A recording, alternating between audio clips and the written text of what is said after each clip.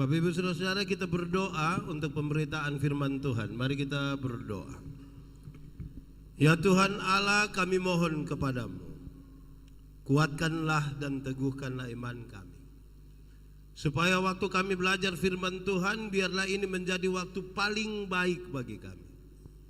Kami berdoa Tuhan, jauhkan semua penggoda pencobaan. Biar dalam damai-Mu kami belajar firman Tuhan. Kami rindu pada firman-Mu. Berfirmanlah bagi kami Tuhan, di dalam nama Yesus firman yang hidup itu kami berdoa. Amin. Bapak Ibu Saudara-saudara, Shalom. Ini tema kita adalah bangkit untuk menata kehidupan. Nah, kita mau bangkit sekarang. Saya ajak kita renungkan bagian yang sangat familiar ini, Mazmur 23 ayat 1 sampai 6. Yang sudah dapat katakan amin. Amin betul. Separuh tidak buka Alkitab juga amin. Itu tipu itu tidak akan bangkit itu jatuh terus itu. Kita akan membacanya bersaut-sautan. Saya baca bagian ayat yang tercetak keluar dan jemaat membacakan bagian-bagian ayat yang tercetak ke dalam. Menurut Mazmur 23, Tuhan gembalaku yang baik, Mazmur Daud. Tuhan adalah gembalaku, takkan kekurangan aku. Ia membimbing aku ke air yang tenang. Ia menuntun aku di jalan yang benar. Sekalipun aku berjalan dalam lembah kekelaman, sebab Engkau besertaku. Engkau menyediakan hidangan bagiku. Engkau mengurapi kepalaku dengan minyak. Kebajikan dan kemurahan belaka akan mengikuti aku, dan aku akan diam dalam rumah Tuhan. Demikian firman Tuhan. Berbahagia setiap orang yang mendengar firman, memelihara dan melakukan dalam hidup setiap hari. Shalom. Kuat sedikit, shalom. Mazmur 23 ini terlalu familiar dan banyak orang menghafal. Bukan saja hafal, Mazmur ini kalau dinyanyikan itu orang rasa terlalu rohani sekali. Kalau orang menyanyi, Tuhan adalah gembalaku, takkan kekurangan.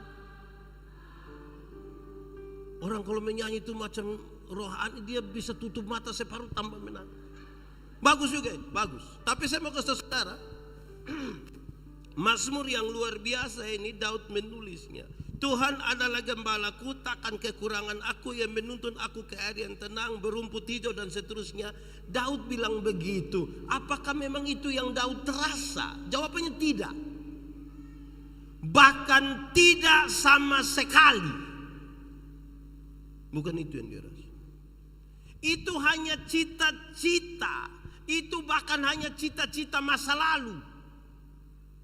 Cita-cita masa lalu itu sama kayak kita punya bayi dong, duduk cerita dengan cucu baru dia bilang begini, sebenarnya dulu bayi tentara tapi tidak jadi. Ada semangat mau jadi tapi tidak jadi. Hei pendeta, kalau memang itu hanya cita-cita masa lalu dan bukan dirasa oleh Daud, lalu Daud mengalami apa? Daud hanya gembala kambing domba di padang, yang ketika akan dicari salah seorang dari anak-anak Isai untuk menggantikan Saul, dia punya bapa sendiri tidak yakin dia punya bapa juga tidak yakin. Tapi Tuhan bekerja dengan luar biasa. Tuhan rubah gembala ini menjadi seorang raja. Daud kira kalau Tuhan yang panggil, Tuhan yang rubah dia, pasti air tenang, rumput hijau, segar jiwa. Pasti kok Tuhan yang panggil. Lalu itu yang dia rasa, tidak. Apa yang dia alami? Satu, Daud kasih hamil orang punya istri. Dia punya nama siapa itu perempuan? Dia punya nama siapa? Siapa di antara kita yang kas hamil orang punya istri terus dia bangun dia bilang, Tuhan. Stres Bapak, stres. Betul kok tidak? Di WK Bubak ini ada yang pernah terjadi begitu? Ada. Coba tanya dia, itu aman kok tidak? Tidak aman. Ngeri. Ini perempuan sekarang hamil. Lalu apa yang dilakukan oleh Daud? Dia bangun sebuah konspirasi untuk membunuh itu perempuan punya suami. Dia pun nama.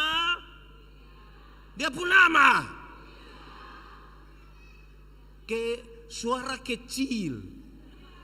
Orang di Wekabubak ini pendiam-pendiam semua.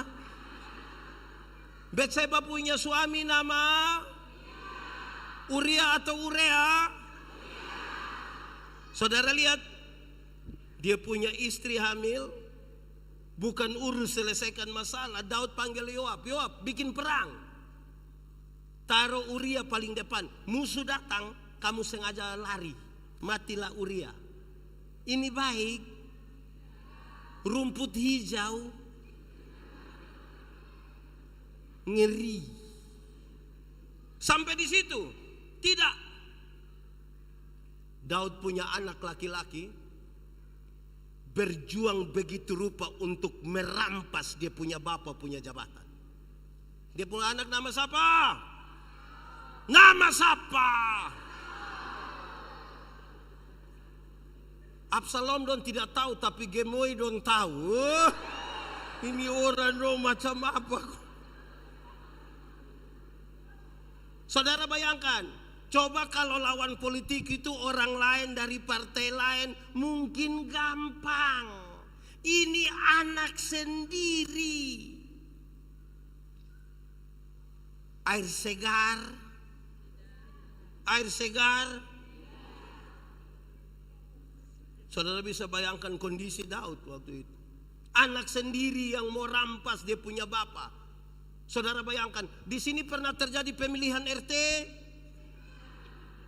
Ada pernah terjadi pemilihan RT di sini? Ada kok tidak? Yang bakalai ibu-ibu? Itu repot itu. Cukup di situ? Tidak.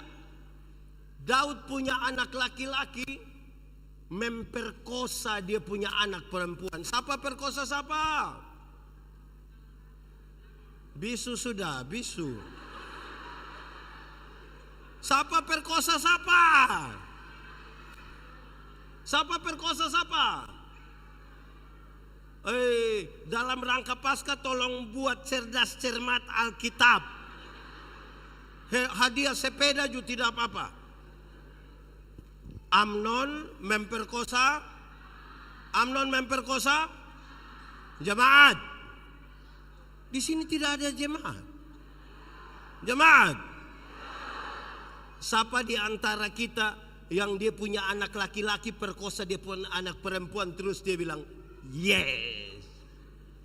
Begitu. Mengerikan bagi ini keluarga. Cukup sampai di situ? Tidak.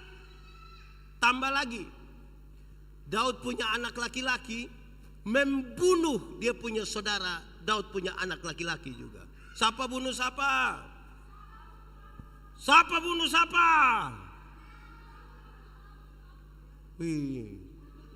Ternyata dong simpan seperti Maria, semua hanya simpan di hati. Absalom membunuh Amnon. Oleh karena pemerkosaan tadi. Ini satu bapak menyaksikan dua anaknya berkelahi dan satu membunuh satu. Rumput hijau, menurut saudara itu rumput hijau? Itu rumput kering.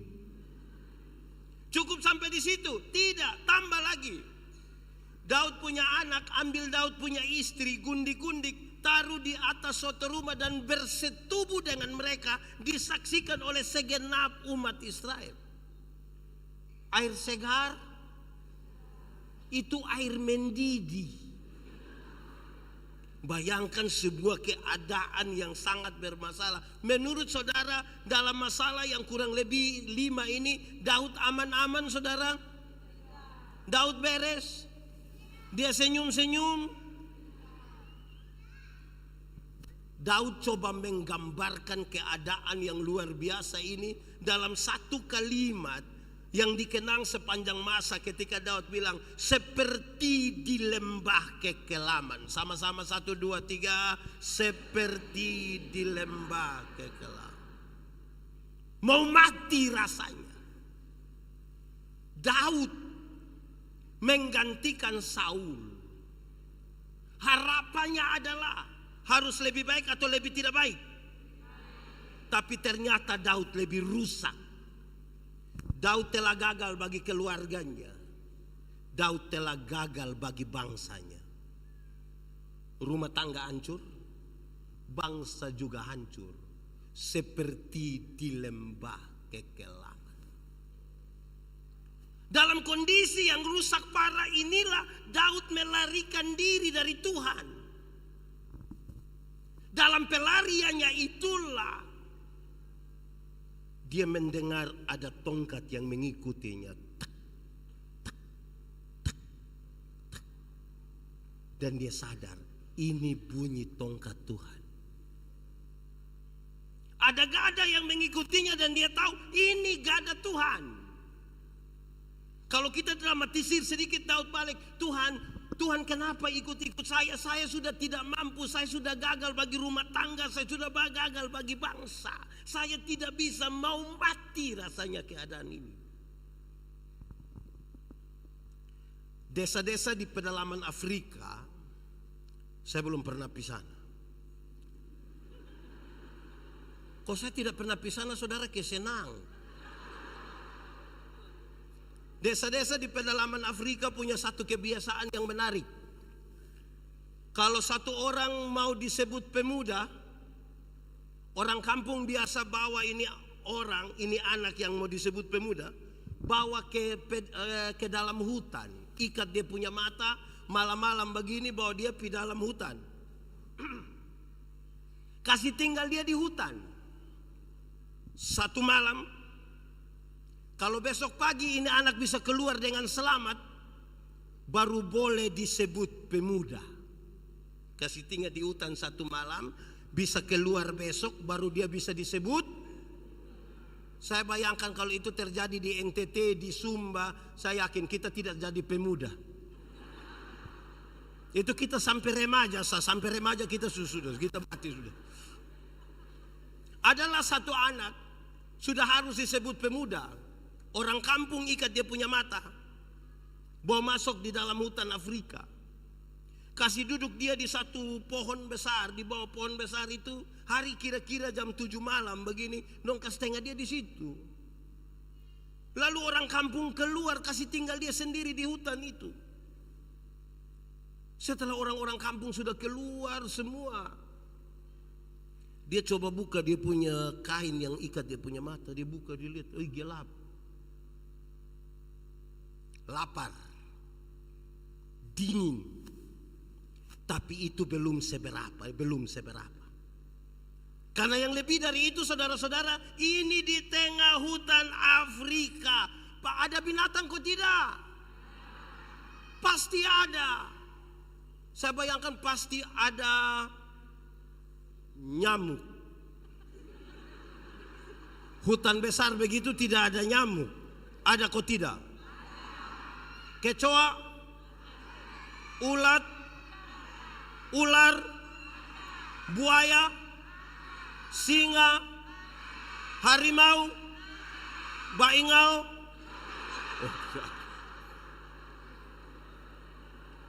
Banyak. Ini anak ketakutan. Laparnya itu tidak seberapa dibanding dengan ketakutan. Dia duduk diam-diam. Dia harap-harap cemas kapan matahari pagi bisa muncul supaya dia keluar. Walaupun dia tidak pasti. Karena apa? Siapa tahu pas matahari pagi muncul begini, pas dia mau keluar tiba-tiba singa bilang, dia juga tahu. Hari kira-kira jam 4 subuh. Tiba-tiba dia rasa, dia dengar ada sesuatu jalan menuju dia. Dia dalam hati mati, sudah mati. Ini barang makin dekat. dia makin takut. Dia mau berteriak tapi dia takut juga. Siapa tahu ini barang tidak lihat dia, pas dia berteriak baru barang bilang dia. Dia diam saja, tapi ini barang makin dekat sampai dia tidak tahan. Tiba-tiba dia balik. Waktu dia balik begini ternyata. Kenapa saudara lihat saya? Saudara ini gaduh.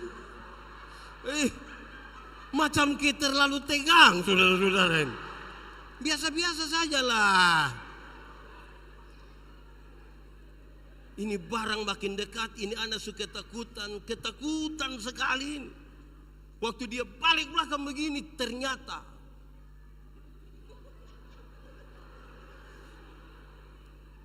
apa coba? Apa? Nyamuk. Waktu dia balik belakang begini, ternyata dia punya bapak yang berdiri di belakang. Dia terharu sekali, dia berteriak, "Bapak!" Terus dia pun bapak bilang, "Ya anak." Tidak mungkin dia berteriak, "Bapak!" Terus dia pun bapak bilang, "Omong deng." Kan tidak. Dia pun bapak sambut dia sekali. "Bapak!" "Iya anak." Terus ini anak bilang begini, "Bapak!" Kan dia pun bapak ada berdiri pegang parang, pegang tombak, ada busur anak panah. Dia bilang, "Bapak, sejak kapan Bapak berdiri di sini? Sejak kapan Bapak berdiri di sini?" Dia punya bapak bilang, "Anak, bahkan sebelum orang kampung membawamu ke tempat ini, Bapak sudah ada di sini." Dia menangis, dia peluk dia pun bapak, dia bilang begini, "Bapak, kenapa Bapak mau lakukan itu untuk saya? Saya ini bukan anak yang baik, tidak selalu ikut Papa punya mau juga. Tapi kenapa Bapak mau lakukan itu untuk saya?" Sambil sapu-sapu di kepala dia pun bapak bilang begini, "Anak, Bapak mana di dunia yang ingin menyerahkan anaknya kepada kematian? Anak, Bapak mana di dunia yang ingin mendengar kabar bahwa anaknya celaka? Bapak mana di dunia? Anak, kalau sampai ada binatang buas yang datang kepada kamu menyerang kamu, Bapak yang akan mati duluan karena kamu." Kira-kira itu gambarannya dalam pelarian Daud karena realitas kehancuran yang membuat dia tidak berdaya. Dia bilang seperti di lembah kekelaman. Pengalaman perjumpaan dengan Tuhan melalui tongkat dan gada itu membuat dia punya pernyataan yang menarik. "Saya memang gagal bagi keluarga. Saya secara politik gagal. Tapi dalam perjumpaan dengan Tuhan saya ingin mengatakan, Tuhan akan menyiapkan hidangan bagiku bahkan di hadapan lawan-lawanku." Ada musuh. Bahkan musuh itu ada di dalam rumahnya sendiri. Dia dalam pengalaman politik yang luar biasa. Tapi dia bilang begini, "Tuhan menyiapkan makanan bagiku bahkan di hadapan lawan-lawan." Dia punya pernyataan lebih. "Saya telah gagal bagi bangsa ini. Saya telah gagal bagi keluarga. Saya tidak pantas. Tapi oleh karena pengalaman perjumpaan dengan Tuhan, Tuhan akan mengurapi kepala saya dengan minyak. Saya akan jadi imam bagi keluarga saya dan bagi bangsa ini. Walaupun saya gagal." Berkat jasmani, berkat rohani, kebajikan, kemurahan akan Tuhan berikan bagi saya. Tapi ada konsekuensi logis di balik itu semua bagi sebuah pemulihan. Dia bilang begini, "Dan karena itu aku akan diam dalam rumah Tuhan." Berapa lama? Berapa lama? Kira-kira begitu. Itu kronologinya. Jemaat, tinggal 10. Jemaat, ada satu keluarga kecil di Amerika. Saya juga belum pernah bisa. Mereka punya anak laki-laki umur 6 tahun. Pas itu anak umur 6 tahun dia punya mama hamil lagi. Doran dapat tambah 1 anak, berarti anaknya ada berapa sekarang? Tapi sayang, anak yang kedua ini cacat. Entah virus apa yang kena di ini anak. Ini anak keriput dari ujung kaki sampai ujung kepala. Ini anak kelihatan seperti bayi-bayi tua yang sudah mau mati karena kulitnya berkeriput semua. Dokter panggil dia punya bapak mama. Dokter bilang begini, Pak, Ibu, ini Pak dengan Ibu punya anak, tapi saya mau kasih tahu, ini anak cacat. Kami menduga ini anak hanya akan hidup paling lama 4 tahun. Paling lama berapa? Setelah kasih tahu begitu, dorang dua suami istri bicara, Ma, ini anak cacat tapi ini kita punya anak. Walaupun dia hanya akan hidup 4 tahun, mari kita lakukan yang terbaik bagi ini anak. Papa lakukan dia punya, mama lakukan dia punya. 1 tahun, 2 tahun, dia punya mama beli 1 kereta dorong kecil untuk dia punya anak laki-laki yang besar. Dia bilang kepada dia punya anak, Kak, pagi-pagi kakak muat kakak punya adik di atas kereta dorong, bawa dia keliling ini perumahan biar dia dapat udara baru, biar dia dapat sinar matahari pagi, mungkin akan buat dia sedikit lebih enak. Senang sekali dia punya kakak ini. Ambil kereta dorong dia punya adik keluar keliling kompleks. Dia punya kakak punya teman-teman lihat bilang, woi, kau dorong siapa itu? Saya punya adik, boleh kami lihat? Boleh. Larilah dia punya teman-teman, pas mereka mau lihat mereka kaget. Aduh, ini yang kau punya adik? Iya. Benar yang kau punya adik? Iya. Kenapa dia jelek begini? Kenapa dia keriput seperti orang tua? Kenapa? Rupa-rupanya pernyataan dari dia punya teman melukai dia punya kakak. Lalu ketika dia punya kakak terluka, apa yang dia buat? Dia bawa ini anak ke pinggir kali kering, sungai kering. Di Amerika itu juga ada sungai kering. Dia buang ini anak di situ. Bukan saja buang, dia marah-marah. Gara-gara engkau, saya pun teman omong-omong. Gara-gara engkau, lebih baik engkau mati lebih cepat daripada hidup.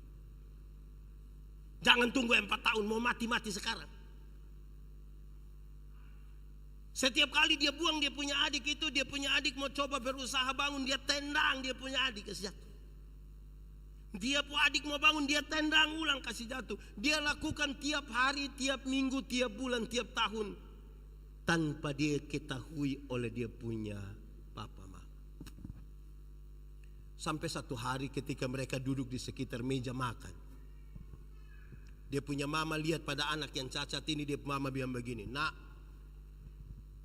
nanti mama ambil makanan buat adik ya. Dia punya anak ini bilang, tidak usah Ma, tidak usah.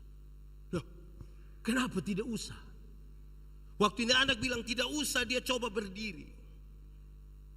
Bukan saja dia berdiri, dia coba jalan. Bukan saja jalan, dia sampai ke tempat makan dan dia ambil makanan sendiri. Dia punya mama kaget bukan main. Dia punya mama kasih tahu dia punya suami, Papa, Tuhan buat mujizat. Kenapa? Anak kita yang bungsu dia sudah bisa jalan. Dia punya suami bilang begini, Mama kasih tahu tetangga-tetangga, kasih tahu keluarga, kumpul semua besok sore jam 4 kita bikin ibadah syukur. Berkumpullah semua keluarga, berkumpullah semua tetangga yang ada di situ. Dia punya mama bangun bilang begini, saudara-saudara, kami undang saudara-saudara hadir di rumah kami bersama-sama dengan kami karena Tuhan buat perkara dalam rumah kami. Anak kami yang bungsu, yang cacat, Yang menurut dokter dia hanya akan hidup kurang lebih 4 tahun. Sekarang Tuhan buat mujizat, dia bisa berdiri, dia bisa jalan. Tuhan sangat luar biasa. Setelah kalimat-kalimat itu dia punya mama tambah kalimat ini, dengar baik-baik. Dia mama bilang begini. Tuhan telah pakai dia punya kakak laki-laki yang penuh kasih sayang, telah mengajar adiknya untuk bisa jalan. Saya ulang ini kalimat. Tuhan telah pakai dia punya kakak laki-laki yang penuh kasih sayang. Tiap-tiap hari mengajar adiknya untuk bisa jalan. Saya mau tanya, dia punya kakak penuh kasih sayang? Dia punya kakak penuh kasih sayang? Dia punya kakak sendiri juga penuh kasih sayang. Jemaat, saudara punya masalah? Tidak usah omong. Saya lihat yang ini nih muka masalah semua. Masalah ialah kesenjangan antara harapan dan kenyataan. Ulangi, masalah ialah kesenjangan antara harapan menikah umur 28, kenyataan 34. Harapan menikah dengan dia, ternyata dia nikah dengan kita pun teman. Harapan jadi anggota dewan, kenyataan. Harapan musim tanam jalan, kenyataan hujan turun belum baik. Banyak hal buat kita ada kesenjangan antara harapan dan dalam masalah itu. Pernahkah saudara merasa Anda sendiri? Yang datang kok janji-janji palsu itu dong jalan semua toh. Saudara merasa ditinggalkan, saudara merasa sendiri, bahkan kadang-kadang saudara merasa sangat tidak adil. Pernah merasa begitu? Lalu apa yang ingin saya sampaikan kepada saudara di dalam nama Tuhan Yesus? Yang ingin saya sampaikan kepada saudara adalah dalam masalah dan semua orang meninggalkan saudara, saudara terhakimi secara sosial, saudara telah kehilangan semuanya, saudara merasa tidak berdaya, saudara merasa sendiri. Saya mau bilang pada saudara, saudara tidak sendiri. Hei pendeta, kalau saya tidak sendiri lalu saya dengan siapa? Saudara sementara bersama-sama dengan Tuhan. Hei pendeta, kalau saya bersama-sama dengan Tuhan, lalu Tuhan buat apa dan Tuhan di mana? Saya mau bilang pada saudara, waktu saudara sendiri dan tidak berdaya, itulah Tuhan sementara melatihmu untuk bisa berjalan.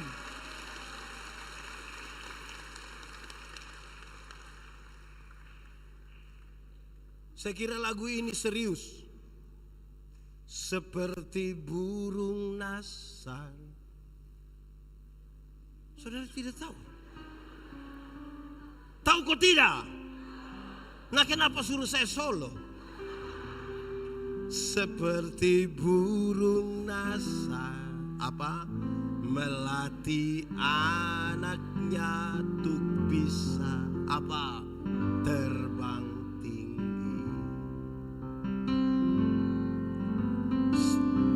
Sesekali dia lepaskan, tapi takkan pernah dibiarkan. Apa? Tahu ini lagu? Kalau tahu pulang baru menyanyi. Ini ada khotbah. Tunggu dulu.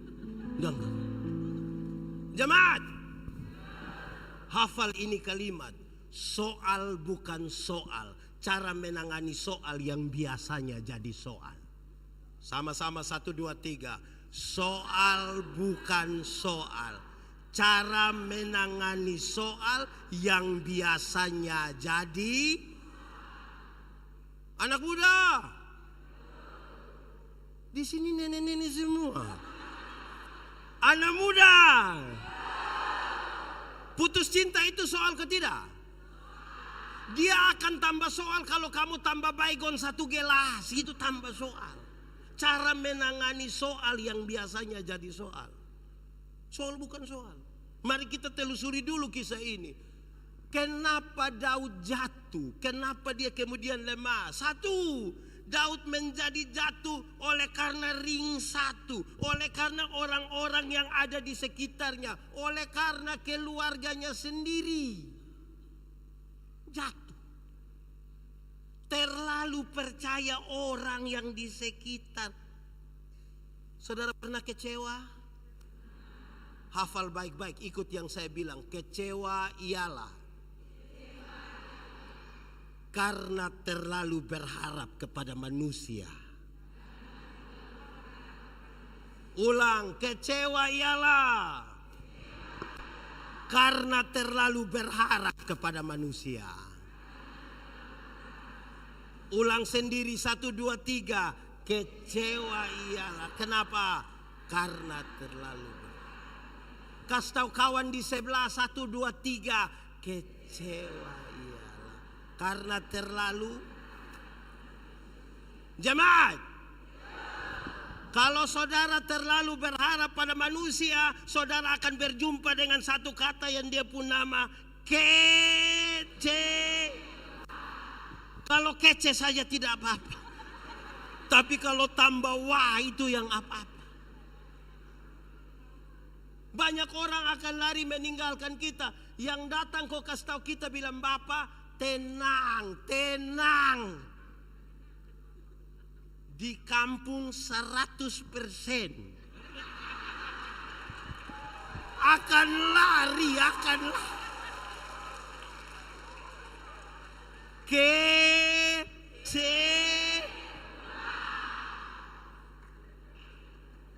Mereka akan lari. Dia jatuh karena orang-orang terdekat.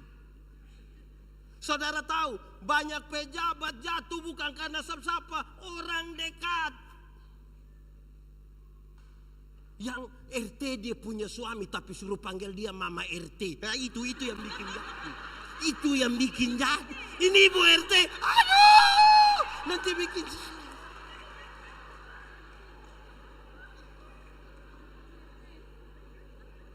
Yang kepala sekolah dia punya suami tapi suruh panggil dia Mama Kepsek. Oh.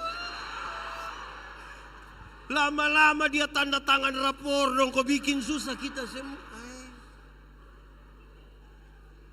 Ini anak muda. Yang camat itu kampung Bapak, kamu jangan bikin diri ke kamu yang camat, berhenti. Bikin susah Bapak. Hati-hati deh orang dekat, hati-hati. Kita baru dapat ame jabatan sedikit, lolos anggota dewan, jadi eselon 2, lolos jadi bupati, wakil bupati. Kita aman-aman. Keluarga di kampung yang bilang, tenang, tenang. Aman, tenang. Jemaat, Tuhan menolong kita di pertama-pertama atau terakhir-terakhir?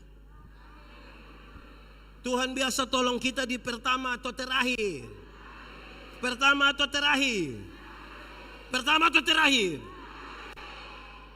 Saya mau bilang pada saudara, Tuhan rindu menolong saudara di bagian pertama. Tapi saudara biasa menempatkan Tuhan di bagian terakhir.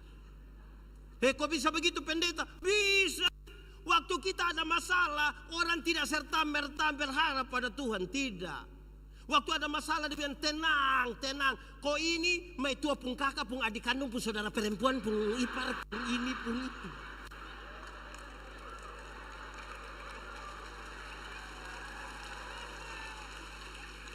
Nanti yang itu tidak bisa semua, baru dia pun nama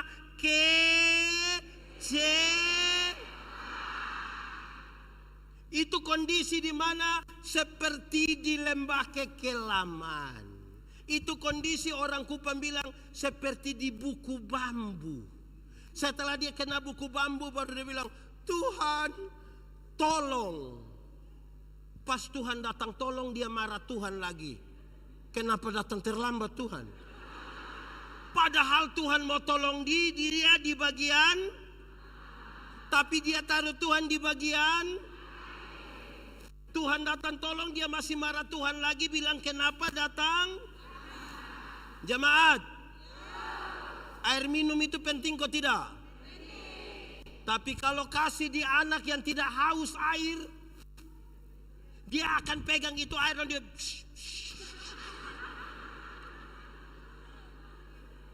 dia pakai main-main. Pernah lihat anak kecil siram-siram pakai itu air mineral? Karena dia haus atau tidak? Tidak haus. Memulai sebuah pemulihan harus mulai dari kerinduan dan rasa haus kita akan Tuhan. Kalau tidak bisa, kalau tidak bisa. Jemaat, Tuhan biasa menempatkan manusia pada 3 kondisi. 1, ada kondisi di mana kita mau, Tuhan juga mau. Kita mau, Tuhan bilang yes. Oh, itu senang. Itu kepingin bersaksi di semua. Bila perlu datang yang pendeta, saya bersaksi dulu, saya bersaksi. Itu status di Facebook itu, Tuhan Yesus baik, Tuhan Yesus teramat baik. Kalau kita mau, Tuhan juga. Tapi ada kondisi kedua. Kita mau tapi Tuhan tidak mau. Pernah alami? Banyak. Kita mau ini tapi Tuhan tidak mau. Lantas apa yang kita rasakan? Bahkan kita berhenti berdoa. Beberapa orang berhenti berdoa dan dia bilang, kita doa sama. Itu bapak tua di sebelah saya tidak pernah doa. Tapi tiap hari ganti oto. Grab. Membanding. Itu kondisi kedua. Ada kondisi ketiga, saudara. Kondisi di mana Tuhan mau tapi kita yang tidak mau. Pernah alami Tuhan mau sesuatu tapi kita tidak mau? Contoh.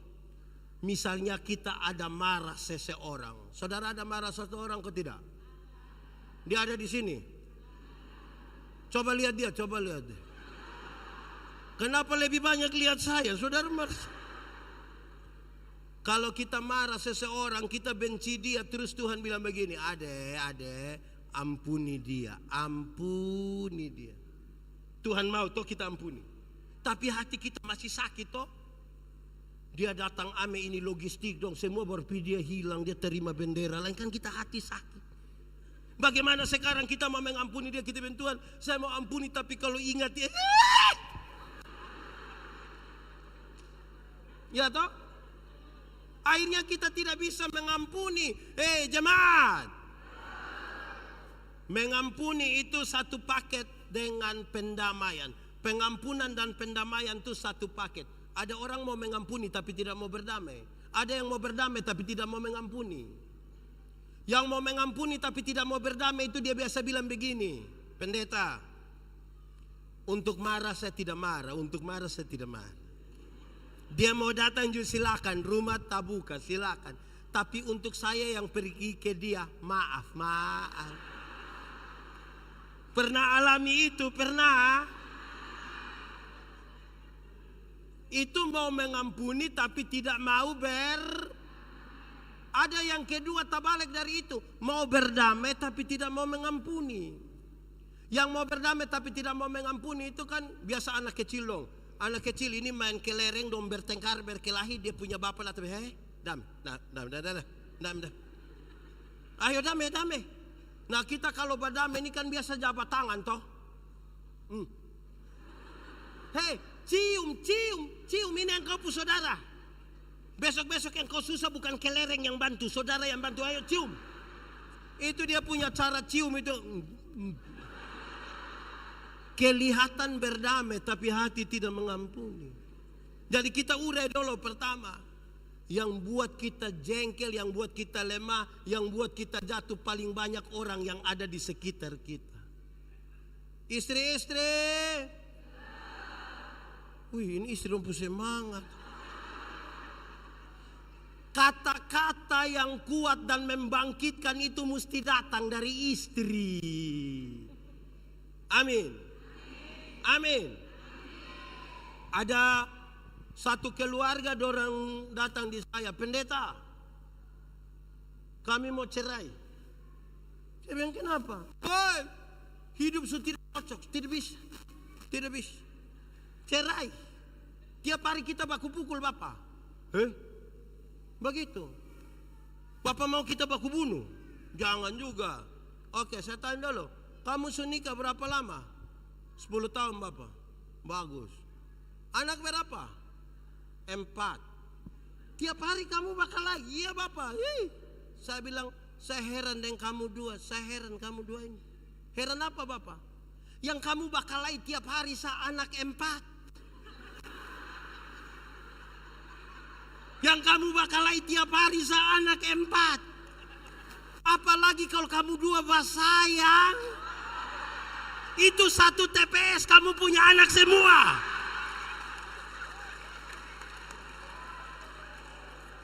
Jadi jangan kata-kata kita hanya melihat dari yang buruk. Orang dekat itu dia memberi support yang kuat untuk bangkit lagi. Bagaya. Ada satu ibu, karena tiap hari bakal lain dia punya suami toh. Terus dia bilang begini, kira-kira bisa dapat ramuan di mana kok kas perbaiki hubungan suami istri ini Terus dia bilang, dekat hutan itu ada satu guru bijaksana, lebih baik mama pergi sana, nanti dia ada kasih tahu. Waktu sampai dia bilang, Bapak guru, ada ramuan kok tidak? Ramuan untuk apa ibu? Kami punya rumah tangga yang tiap hari bertengkar, tiap hari berkelahi, mau mati kita. Tapi untuk kepentingan rumah tangga, saya mau supaya perbaiki. Oke, baik. Mama bisa, tapi dia pembahan ini agak susah. Kecuali kalau mama jamin mama bisa dapat. Oh apa? Ini ramuan terdiri dari 3 helai kumis harimau. Mama bisa dapat? Dia bilang, Bapak guru, untuk keluarga punya baik, saya siap. Dia pi hutan bawa daging. Harimau lari datang, dia bangun lari, dia kesteng. Tiap hari makin dekat, tiap hari makin dekat, tiap hari makin dekat. Sampai satu waktu, harimau datang ambil daging di dia punya tangan. Dan sambil sapu-sapu di kepala dia bilang, harimau, permisi kok saya cabut ame kumis 3. Terus harimau bilang, cepat. Cepat. Dia cabut ame kumis 3. Dia lari menuju Bapak guru. Dia bilang, Bapak guru, saya sudah dapat kumis harimau 3. Betul. Iya itu betul kumis harimau. Betul. Coba ibu cerita. Dia cerita bagaimana susahnya dia dapat kumis harimau. Setelah dia sudah cerita habis, Bapak guru bilang, coba kasih. Bapak guru terima ame ini kumis harimau. Bapak guru kucak-kucak begini, buang di dalam api. Dia marah sekali. Bapak guru kenapa buat begitu? Saya susah payah cari ini kok Bapak gampang saja bakar. Ini guru bijaksana bilang, Ibu, saya terlalu heran dengan ibu. Harimau yang begitu jahat saja ibu bisa pelan-pelan angkat ambil dia punya kumis 3. Sementara untuk mau cari tahu suami pun baik, ibu datang tanya di saya. Lebih baik ibu kawin dengan harimau. Yang paling tahu kekuatan dari orang-orang itu, ini ibu-ibu dong, ini ibu-ibu dong ini. Tuhan pakai ibu-ibu dong ini untuk bikin suami yang lemah tuh kuat.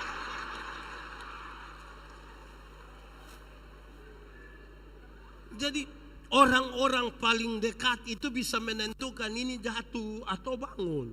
Amin kok. Kedua, kenapa Daud jatuh? Daud jatuh hanya karena mengisi waktu luang yang rumit. Daud itu waktu masih jadi gembala kambing domba di padang, tiap hari dia jarang tidur, harus perhatikan ini kambing domba dari serangan, ini barang-barang dong, binatang-binatang dong. Berjaga-jaga. Tapi setelah jadi raja dan bisa tidur, orang lain perang, Daud tidur di rumah Bapak. Tidur-tidur begini, bangun tidur, dia angkat muka dari atas tingkat, dilihat ada orang punya istri mandi, dia bilang, siapa tuh? Jadi masalah kan? Jemaat, ada 3 hal rumit dalam hidup ini. 1, menjaga rahasia. Sama-sama 1, 2, 3. Jaga rahasia itu susah. Saya bisa bilang, kita dua sama Bapak ya, kita dua ya. Tapi satu lain kita bilang, kita dengan kita saja, kita dengan. Lama-lama satu WK bubak tahu. Yang kedua, mengampuni. Mengampuni itu susah. Tapi yang ketiga dalam kaitan dengan ini adalah mengisi waktu luang. Sama-sama 1, 2, 3. Jemaat, kalau belum bisa tidur 30 menit malam-malam, saudara bikin apa? Kalau belum bisa tidur 30 menit malam-malam, saudara bikin apa? Berdoa. Jemaat, dosa itu tidak terjadi serta-merta. Dosa itu dibuahi dalam pikiran dan perasaan. Yang malam-malam saudara belum bisa tidur itu, belum bisa tidur, kalau saudara lihat-lihat loteng, lihat-lihat begini, lihat-lihat, terus tiba-tiba dia bilang, saya ada ide. Terus dia bangun, dia bikin status. Sudah jam 12 lebih 45 menit tapi mata belum bisa tertutup. Nah itu soal. Jemaat, pernah naik motor? Pernah berhenti di lampu merah? Lampu merah yang di samping situ biasa berapa lama? 1 menit. Taruhlah 1 menit. Saudara dengan motor sampai. Pas sampai begini, saudara berhenti. Saudara lihat di papan reklame, ada ibu satu baju merah, ada mobil satu warna hitam. Saudara lihat itu nona tuh lihat ke saudara, bukan lihat ke orang lain. Beberapa detik kemudian saudara lihat itu nona turun dari itu papan jalan menuju saudara, bukan ke orang lain. Beberapa detik kemudian saudara dengar itu nona panggil saudara punya nama. Beberapa detik kemudian saudara rasa itu nona mulai pegang saudara pun tangan. Beberapa detik kemudian orang-orang dibilang, woi jalan sudah. Tangan. 1 menit di lampu merah saja pikiran kita bisa kemana-mana, bisa kemana-mana. Apalagi ada 30 menit belum bisa tidur. Waspadalah. Kejahatan timbul bukan saja karena ada niat pelaku, tapi juga karena ada. Hati-hati dengan waktu luang, hati-hati. Itu bisa buat kita lemah atau tambah kuat. Hati-hati dengan waktu luang. Tapi ketiga dulu, Daud, pemulihan terjadi itu paling pertama adalah pemulihan relasi. Pemulihan apa? Pemulihan relasinya luar biasa. Dengan Tuhan, dengan dirinya, dengan sesama. Tanpa pemulihan relasi tidak bisa saudara. Saudara tidak akan menyelesaikan sesuatu tanpa pemulihan relasi. Berdamailah dengan dirimu. Berdamailah dengan Tuhan. Berdamailah dengan sesamamu dulu. Saudara, bangsa Israel ketika mengalami pembuangan ke Babel itu ada 3 persoalan besar yang mereka alami. 1, secara politik nasional mereka tidak punya pemimpin. Semua orang tidak suka dijajah, tapi siapa mau pimpin siapa? Kedua, secara ekonomi mereka rusak parah. Kenapa? Karena mereka hanya bekerja sebagai budak. Dari pagi sampai malam bekerja bagi kepentingan parantuan. Mereka tidak punya simpanan yang baik. Mereka makan seperti apa adanya saja untuk mempertahankan hidup. Tapi yang ketiga, setelah bait Allah di Yerusalem dihancurkan, tidak ada lagi tempat bagi mereka untuk belajar etika, moral, iman. Setelah 70 tahun di Yerusalem, dengarlah seruan para nabi. Pulanglah ke Yerusalem, pulanglah ke Yerusalem. Tapi sampai di sana, jangan pilih duluan pemimpin, jangan. Jangan urus duluan ekonomi, bangun duluan bait Allah.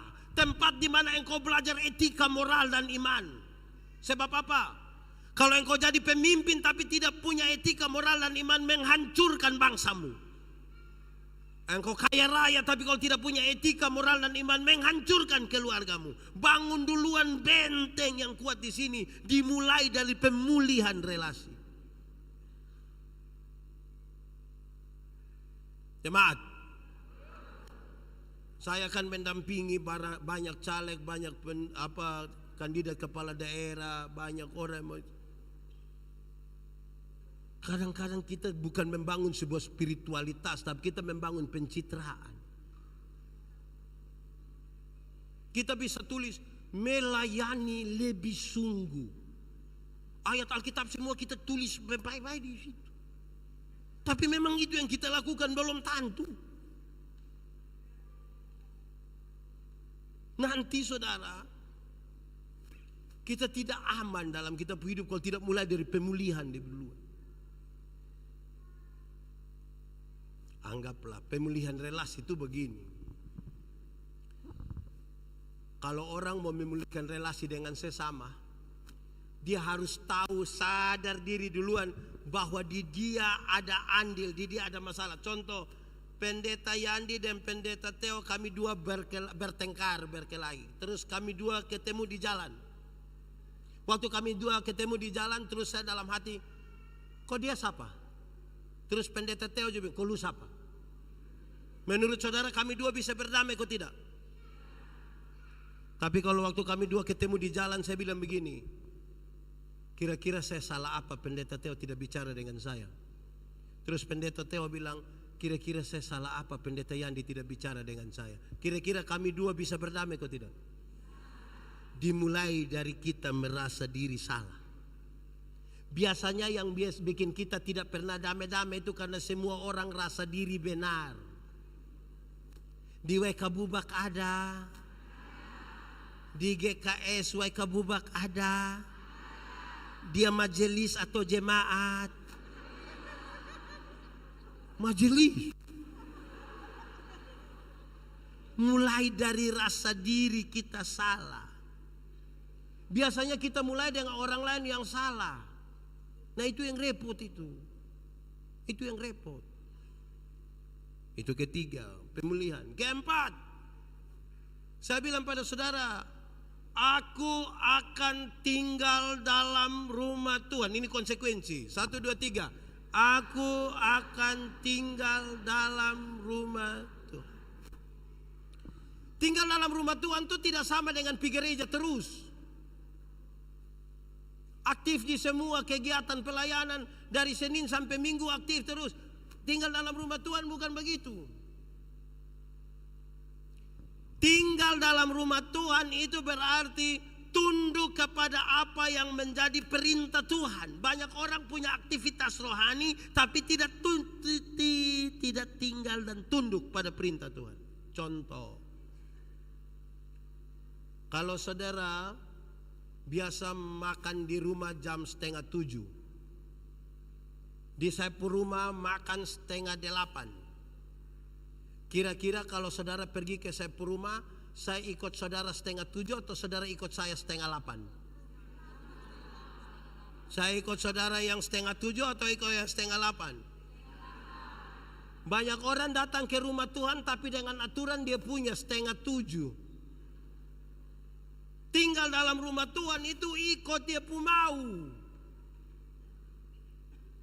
Dia bilang apa itu yang kita ikut? Aku mau berdiam dalam rumah Tuhan, tunduk kepada perintahnya.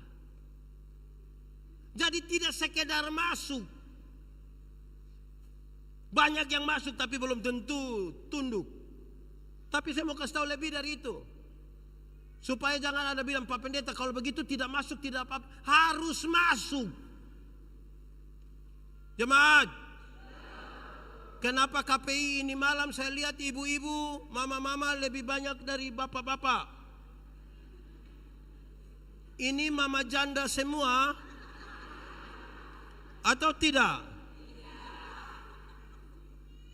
Teh bapak. Ini bapak dong, ini juga terlalu. Ini bapak dong, ini juga kadang-kadang. Saya suka bilang di mana-mana, ada jemaat ini yang dong pemalas gereja su terlalu.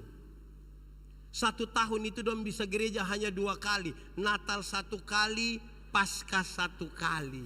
Makanya dia punya nama jemaat napas.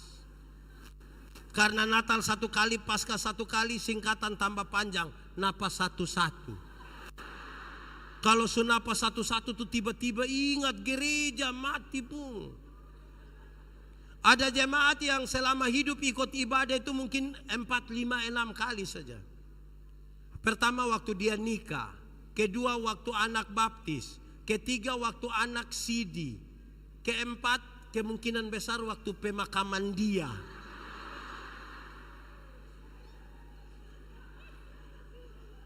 Ini bapak-bapak dong, ini justru bapak-bapak. Woi, mantap. Tepuk tangan dulu ke bapak-bapak. Ada bapak-bapak nih yang waktu masih pacaran, rajin sekali dia jemput dia punya pacar itu pergi ibadah di gereja, rajin sekali, rajin. Nanti sudah menikah, istri pergi ke gereja dia tidak pergi. Terus pendeta bertanya, Bapak, kenapa kasih tinggal ibu sendiri pergi ke gereja? Kenapa bapak tidak pergi?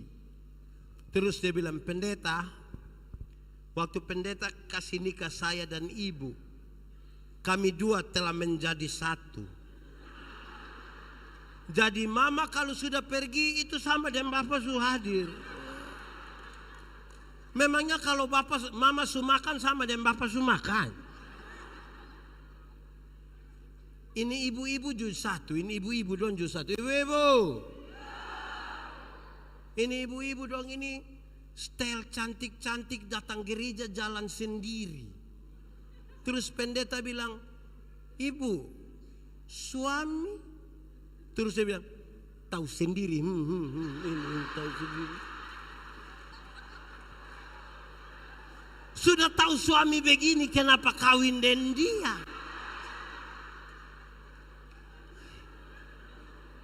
Aneh-aneh saja.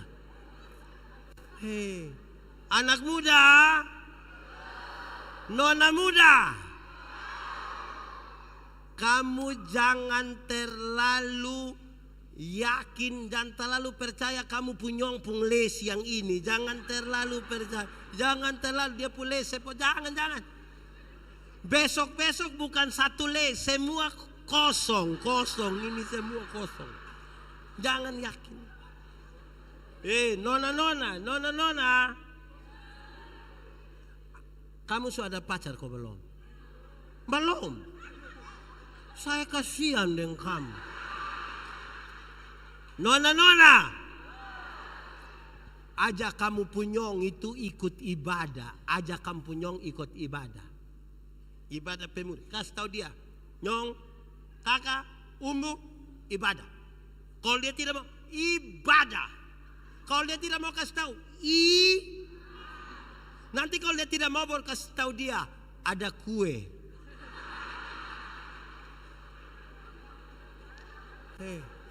Saya kasih tahu, makin dekat seseorang laki-laki dengan Tuhan, makin dekat dengan orang yang dia kasihi.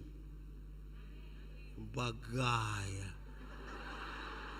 Makin dekat seorang suami dengan Tuhan, makin dekat dia dengan istrinya. Makin dekat seorang istri dengan Tuhan, makin dekat dia dengan suaminya. Makin dekat orang tua dengan Tuhan, makin dekat dia dengan anak-anaknya. Makin dekat anak-anak dengan Tuhan, makin dekat dia dengan orang tuanya. Jadi suruh pergi ibadah. Saya kadang-kadang sebagai pendeta, saya pendeta jemaat juga, saya heran. Ini jemaat dong, ini menarik sekali.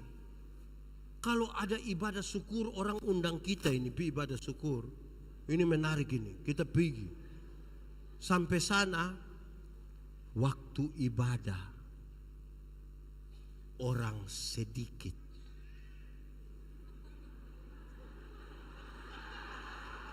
Ulang.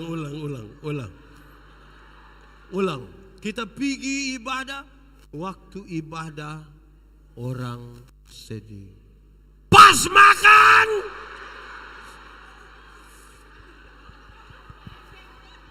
Aduh. Maaf saya. Pas makan. Banyak kok sedikit. Don dari mana? Muncul. Di WK Bubak ada juga. Betul. Awas loh. Kadang-kadang dorang punya rumah ini di samping tempat ibadah syukur. Tapi dorang tidak pergi. Istri ajak dia pulang bilang, "Papa, mari sudah." Terus dia bilang, "Masih ibadah."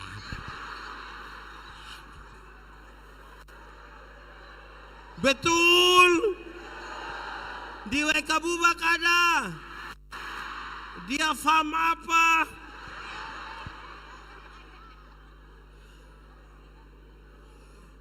Saudara kalau tidak setia beribadah, mau pemulihan apa saudara? Mau pemulihan apa?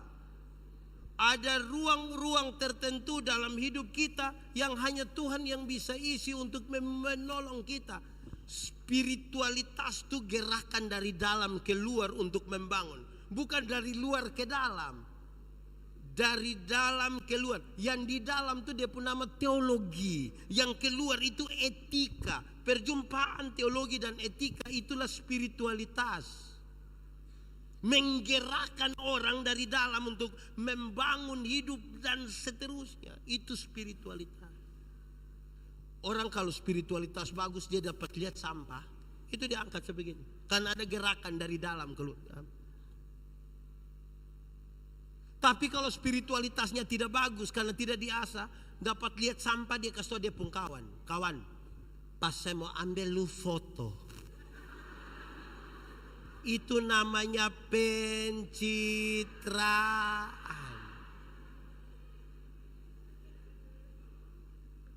Saudara tidak bisa bangun hidup dan pemulihan itu dengan pencitraan, tidak bisa. Dia harus dibangun di atas spiritualitas, dimulai dari pemulihan relasi, tinggal di dalam rumah Tuhan. Mesti begitu. Kita ini kadang-kadang pencitraan. Di rumah makan tidak tahu berdoa, tapi pas di gereja orang bagi nasi, dia cepat-cepat tutup mata. Dia buka mata orang masih berdoa, dia tutup ulang mata baru dia lihat begitu. Di sini ada. Laki-laki kau perempuan. Laki-laki. Siapa pun suami, coba angkat tangan. Siapa pun suami. Tidak bisa begitu, saudara. Bangun kita pun hidup. Saudara, Daud itu pernah sangat kuat. Bagaimana dia kuat? Daud itu menjadi kuat sekali ketika dia lama di padang belantara sebenarnya. Waktu tahu bahwa dia akan berhadapan dengan Goliat. Dengar. Goliat mewakili kelompok orang yang posturnya bagus dan punya fasilitas yang lengkap. Sementara Daud mewakili kelompok orang dengan postur kecil dan fasilitas biasa. Kalau Daud tiap hari hanya duduk dan berpikir tentang kelebihan Goliat, itu belum perang dia kalah. Tapi bagaimana dia membangun kekuatan? Dia berlatih. Dia berlatih begitu rupa, saudara-saudara. Berlatih begitu rupa sampai dalam keyakinan dia bilang begini. Lawan satu orang tinggi besar dengan perlengkapan perang yang sangat banyak itu, sangat baik itu. Saya cukup datang bawa batu 5 cukup. Dia sudah punya keyakinan diri. Cukup. Bahkan dia kasih naik sedikit dia pun kapasitas. Bahkan dengan batu yang seadanya saya berlari baru lempar pun mati. Setelah dia membangun dia punya keyakinan itu, dia ketemu Goliat, dia bilang, Goliat, hari ini Tuhan akan menyerahkan kamu ke dalam. Goliat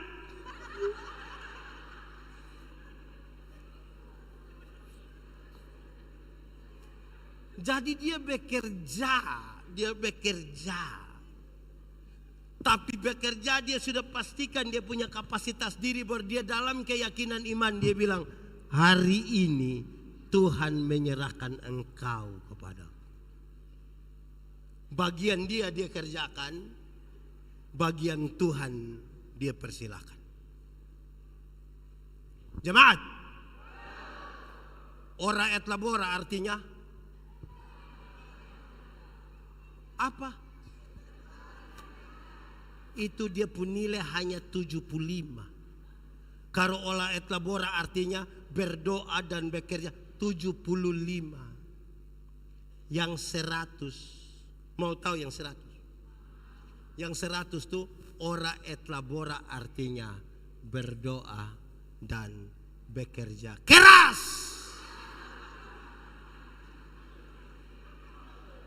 Ora et labora artinya keras. Jangan balik doanya yang keras-keras sampai kehabisan tenaga. Kerja. Jemaat, Tuhan memberi makan kepada burung pipit, tapi tidak melemparkan gandum ke dalam sangkarnya. Itu burung mesti keluar dari sangkarnya dan mencari di ladang-ladang di mana-mana. Resiko dia kena. Di sini ada yang biasa fiti burung. Hai.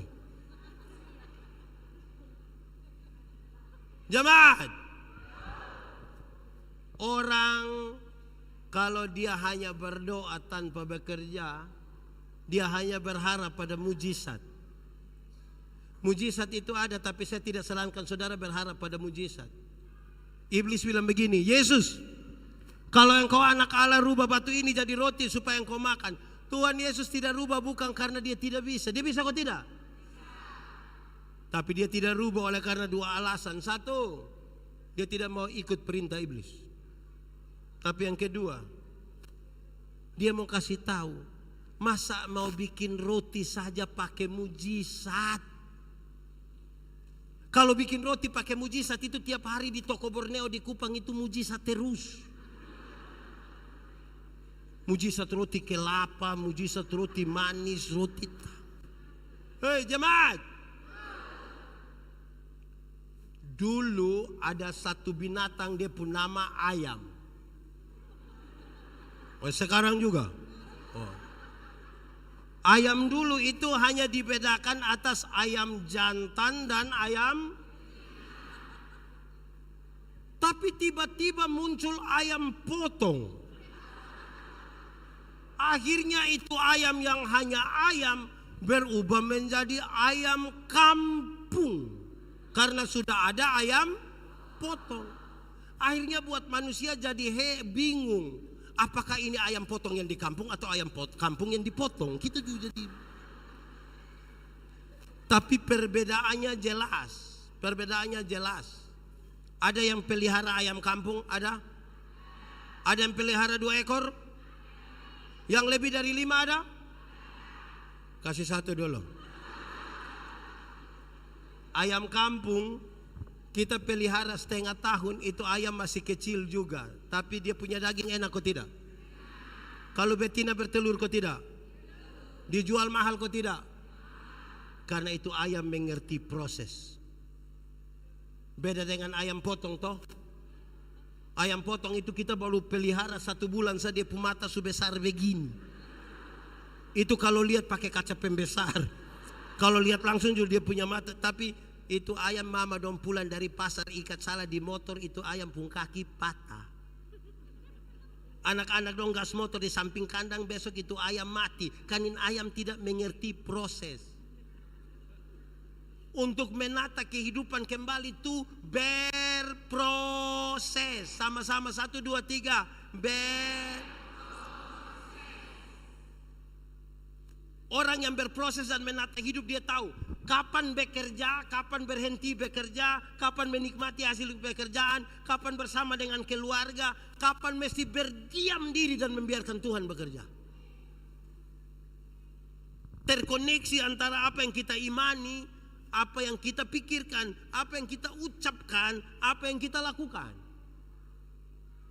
Jemaat, mati hidup Tuhan yang atur. Amin.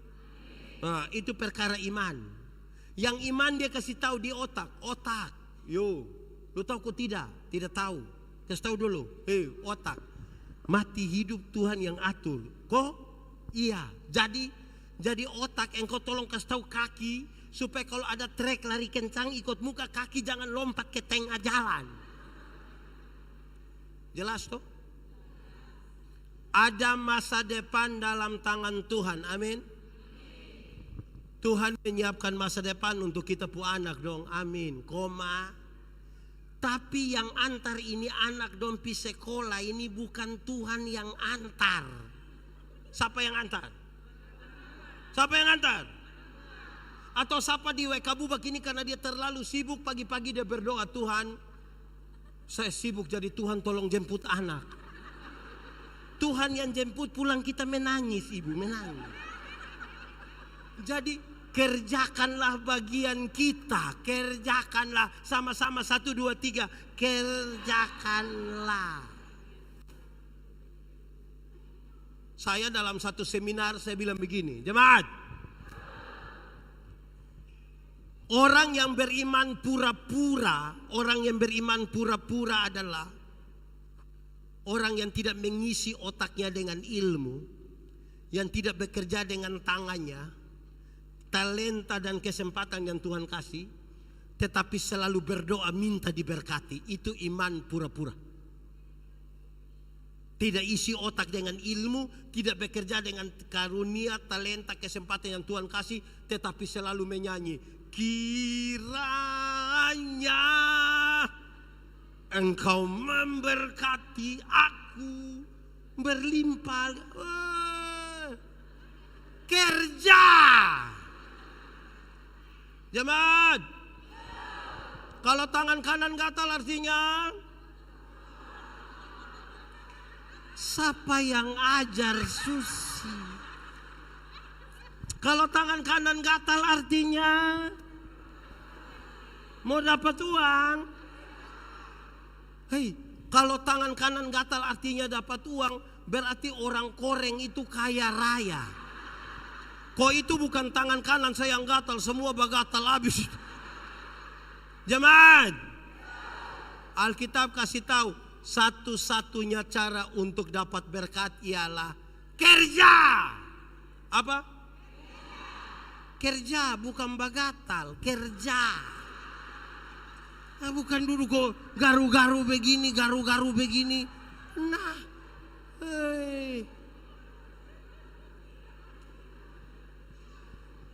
kerja. Jemaat, pada akhirnya kalau kita memahami teks ini, pemulihan itu kemudian dia bukan kata-kata, dia sebuah tindakan. Saya melayani di Alor, di rumah pelayan, tempat ada pendeta, itu papa mama saksi saya waktu saya nikah. Ada burung beo. Ini burung beo ini terlalu jinak sampai tidak perlu disangkar, tidak perlu diikat, lagi lepas kita duduk-duduk dia jalan-jalan begini. Yang menarik itu adalah setiap hari Minggu. Kalau hari Minggu bunyi lonceng 3 untuk mulai ibadah, teng teng teng. Pendeta berani terlambat omong, itu burung yang langsung bilang, pertolongan kita ialah di dalam.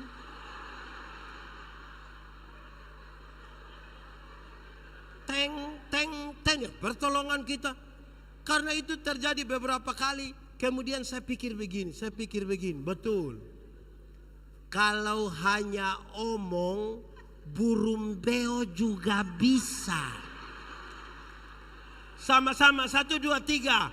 Kalau hanya omong, burung beo juga. Coba sendiri, 1, 2, 3. Kalau hanya omong, burung beo. Kasih tahu kawan di sebelah, kasih tahu kawan di sebelah.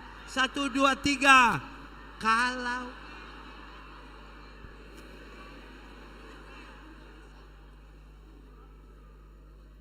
mantap toh? Kita kan lebih dari burung beo toh? Betul kok tidak? Nggak hanya omong. Jemaat. Orang tua di kampung kasih tahu kita bilang begini. Coba-coba naik kelapa. Kalau tidak bisa naik ulang. Pesannya ada 2. Dia kasih tahu pertama. Kalau Anda pernah mencoba, maka ada 2 kemungkinan. Bisa berhasil, bisa gagal. Tapi kalau Anda tidak pernah mencoba, hanya 1 kepastian. Yaitu apa? Gagal. Coba. Itu pesan pertama. Pesan kedua saya pakai contoh. Ada satu politisi. Dia 3 kali ikut ini mau apa lagi? Bukan caleg lagi, lain lagi. Orang sedikit caleg, sedikit. Dia ikut calon bupati 3 kali. 3 kali itu dia tidak jadi semua. Jadi saya bilang begini, Om, itu uang yang pakai untuk calon bupati itu 3 kali gagal. Kalau masih ada tidak usah ikut lagi. Buka kios. Supaya masuk 200, 300, 200 lebih. Dia jawab saya yang saya juga heran. Dia bilang, pendeta, saya mau kasih tahu. Orang kalau tidak pernah pancing itu yang pikiran macam ke Pak Pendeta. Kok kenapa? Pendeta, kita kalau suka pancing ikan, kita pergi ini hari duduk dari sore sampai besok pagi, tidak dapat apa-apa, besok kita datang kembali. Bagi orang yang tidak tahu itu dia bilang, Bapak, kalau mau makan ikan cukup bawa 100 pi pasar langsung. Ya itu karena orang tidak paham filosofi. Saya duduk pikir-pikir betul juga. Masuk itu harus dengan hati yang kuat. Kedua, dia bilang begini, pendeta suruh saya berhenti. Saya mau tanya pendeta, petani pernah gagal panen kok tidak? Petani pernah gagal tanam kok tidak? Dia bilang, coba pendeta cari itu petani don, tanya dorang. Apakah ada petani yang bilang, pendeta, karena hari ini, tahun ini, kali ini saya gagal tanam, saya gagal panen, maka saya berhenti jadi petani, saya berhenti. Kalau semua petani berpikir begitu, pendeta juga ikut mati. Saya juga pikir betul, dia gagal tapi tidak lagi berkas berhenti, dia mau maju. Amin kok. Saya melayani di Sabu 5 tahun. Ketemu satu koster, dia pun nama Amaju. Amaju punya 1 istri dan 5 orang anak. Satu hari saya tanya dia di muka istri dan anak-anaknya, saya bilang, Ama, iris tuak itu susah kok tidak? Susah kok tidak? Dia bilang, susah Bapak. Coba Ama gambarkan dia pun susah. Dia bilang, Bapak, kita naik pohon tuak itu jam 2 pagi, turun jam 7 pagi. Karena pohon banyak, kita tidak bisa naik dari satu pohon turun kembali dari itu pohon, berpindah ke pohon sebelah. Buang waktu, buang tenaga. Jadi kita langsung sambung itu pohon punya daun. Langkah ke sebelah, resiko jatuh. Pisaunya tajam sekali, kadang-kadang melukai kita punya tangan, kita punya jari. Belum lagi kalau ada tokek di atas. Terus saya bilang dia, Ama sudah tahu iris tuak susah begitu. Siapa suruh Ama mau iris tuak? Dia lihat kepada dia punya istri dan 5 orang anak, dia bilang begini,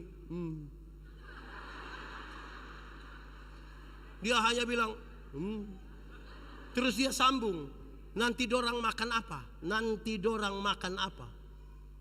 Berdasarkan itu pernyataan saya mengerti, kalau Amaju naik pohon tuak jam 2 pagi, turun jam 7 pagi, resiko jatuh atau terluka, dia melakukan itu bukan sekedar sebuah kewajiban, tapi apa?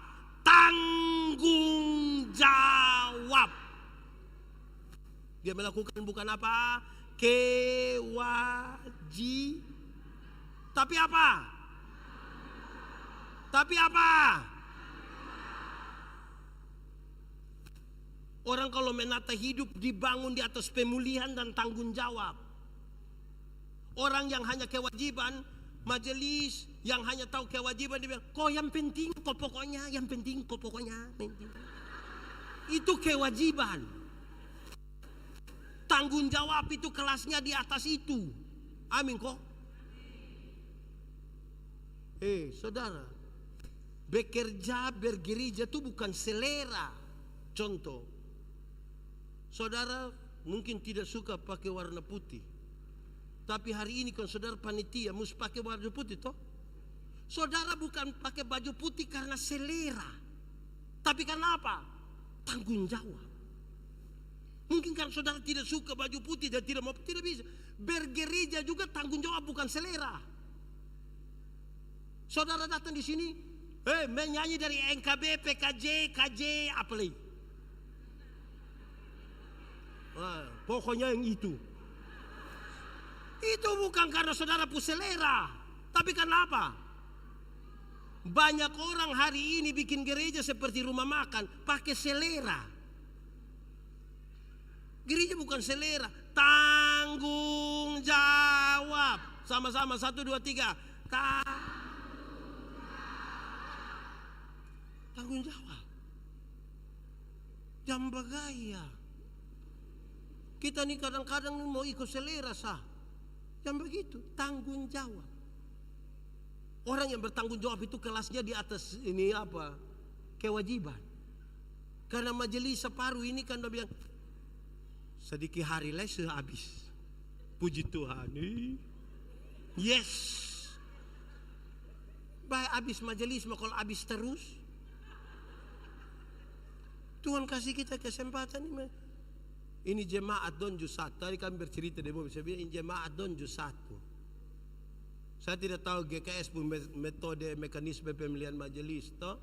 Tapi di Gemit, di beberapa gereja yang saya layani, aduh, jemaat pun cara pilih majelis, orang bilang begini, pilih dia karena dia yang ada oto. Supaya kalau pas ada acara kan tinggal pinjam dia foto. Bayangkan orang pemalas begitu, tanggal ada oto juga kita pilih dia. Akhirnya dengan bangga sekali dia bilang, sebenarnya saya tidak mau, tapi habis semua saya bilang. Di GKS juga begitu. Tidak terlalu mantap. Sedikit lagi dunia kiamat di sini. Bagus itu. Jadi melayani dalam tanggung jawab, membangun sesuatu. Saudara, proses itu penting. Proses itu pemulihan, tanggung jawab. Yang ketiga, keputusan. 1, 2, 3. Kesedihan itu pilihan. Sama orang bisa sedih, tapi memilih untuk tidak sedih lagi itu pilihan. Mau menangis terus atau move on sudah. Saya kasih contoh. Pernah putus cinta? Terus-terus? Jemaat. Orang kalau putus cinta dan dia tidak segera move on, dia bisa sakit hati dari tamat SMA sampai mati. Karena nanti itu nyongkas foto dan dia pun tanta kita yang tersinggung. Nanti kita capture itu foto, lingkar merah di itu tanta pun kepala, anak panah merah di dia punya mata. Kita messenger dia baru tanya, itu siapa itu? Harus ambil keputusan. Satu hari seorang manusia ambil keputusan antara 300 sampai 1.500 kali keputusan. Berapa? 300 sampai. Itu semua punya konsekuensi ke masa depan. Contoh, bangun tidur, mau langsung turun dari tempat tidur atau mau tarik tambah selimut. Itu keputusan. Bangun tidur, mau berdoa dulu atau foto. Itu juga keputusan. Itu semua punya konsekuensi kemudian. Jemaat, kenapa pendeta Yandi berkhotbah hari ini di sini? Karena saya pernah ambil keputusan kira-kira 29 tahun lalu untuk sekolah teologi, makanya saya ada di sini. Kenapa saudara punya istri itu, suami istri yang itu, suami yang itu, istri yang itu? Karena saudara pernah ambil keputusan toh? Tidak mungkin saudara bilang, pendeta, saya benar-benar tidak tahu. Saya tidur-tidur begini, bangun dia langsung di sebelah. Kan tidak begitu. Keputusan. Saudara kalau tidak ambil keputusan, jemaat, yang paling banyak kena tabrak di jalan raya itu bukan orang buta, tapi orang yang ragu-ragu ambil keputusan. Orang buta sekali dia pasang tongkat begini dia jalan, kita yang silih dia. Kita yang pura-pura buta itu yang begini mati. Keputusan.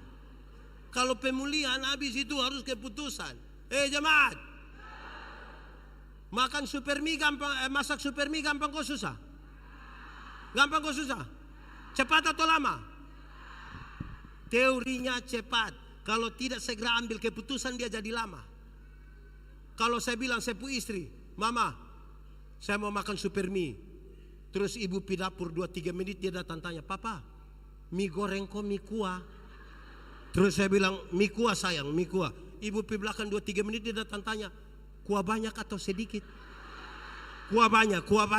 Dia pergi belakang 2-3 menit dia datang tanya lagi, pakai sayur atau tidak?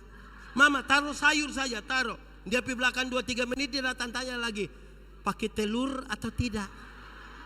Taruh saja sayang. Dia pergi belakang 2-3 menit dia datang tanya, pakai lombok atau tidak? Lama-lama kita tidak makan. Kita hanya bertanya sahabat.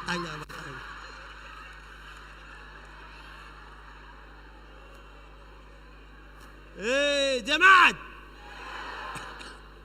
orang tua dulu bilang, di satu hari yang sama kita buru rusa 2 ekor sekaligus, dua-dua tidak dapat. Mesti buru. Alkitab bilang orang yang mendua hati tidak akan pernah tenang dalam hidupnya. Bagi seorang perempuan, ada 2 laki-laki suka dengan dia. Yang harus dia lakukan adalah ambil keputusan. Bukan tiap malam hanya bilang ini. Lama-lama tidak kalah. Keputusan. Sama-sama 1, 2, 3.